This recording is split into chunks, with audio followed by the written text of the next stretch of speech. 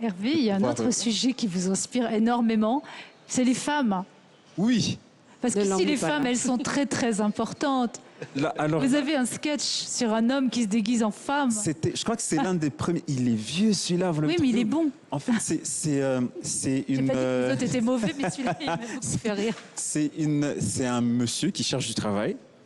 Et c'était au moment où on venait de passer le cap des 50% des femmes au Parlement. Donc, et c'est parti très vite après ça.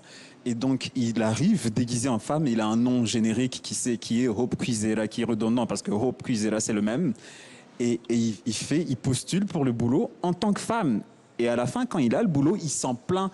Il dit, maintenant, je suis obligé de m'habiller comme ça tout le temps. Les chaussures à talons, ça fait Les chaussures à talons. Et à un moment, je crois que la chute à l'époque, c'était... j'avais pas le choix. De toute façon, ici, les hommes, on n'est plus rien. Il n'y a que 2 espaces protégés dans ce pays, les gorilles et les femmes. Et en termes de chirurgie, gorilles, c'était compliqué. Il n'y a aucune... Donc, tu avais des très jolies jambes. Et apparemment, j'ai des super jambes en talons, donc ça passait. C'était beau.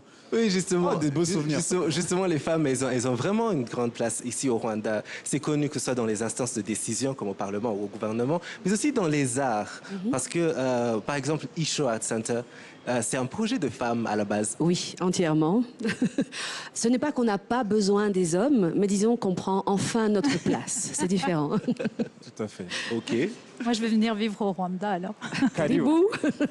Soyez la bienvenue. Non, mais c'est vrai que voilà, c'est la réalité à laquelle le Rwanda a été confronté aussi après 94, c'est que voilà, il y a moins d'hommes et donc il y a des femmes et des femmes, on reconnaît leurs capacités, prennent la place, prennent des décisions et donc ça devient tout à fait naturel. Je pense que la nouvelle génération ne se pose plus la question de la place. On ne parle pas d'égalité, on parle juste de complémentarité. Alors si voilà, vos talents sont ceux-ci et ceux de Dominique sont ceux-là, eh ben on est complémentaires. Il n'y a aucune raison que je prenne que Hervé, même avec ses jolies jambes. Je peux prendre Dominique aussi. Oui, comme le sketch de la maman rwandaise. Ça, par contre, ça fait rire les gens. La maman rwandaise, où on dit, il ne faut pas croire que la femme, elle est rabaissée ici. Il n'y a rien qui se passe à la maison si maman n'est pas d'accord. Donc, si tu veux savoir qui a peur de qui à la maison, tu regardes qui rentre en retard et qui rentre dans sa propre maison comme un voleur. Tu sauras que l'autre, c'est lui le boss. C'est un matriarcat déguisé. On a grandi là-dedans. Nous, on a toujours su qu'il n'y a rien qui se... Réponse générique d'une famille rwandaise. Papa, est-ce que je peux faire ceci? Demande à ta mère. Si elle a dit oui, c'est bon. Mais papa peut dire oui.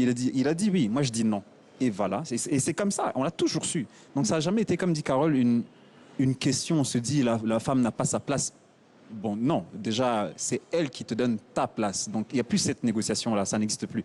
Et ça me choque de voir ça dans certains pays voisins où encore la question se pose, où je vois des femmes qui disent bonjour en se mettant à genoux ou des choses comme ça. Moi, j'ai jamais vu ça dans ma vie ni dans mon enfance. Donc, au Rwanda, la question ne se pose pas. Elle ne se pose pas du tout alors.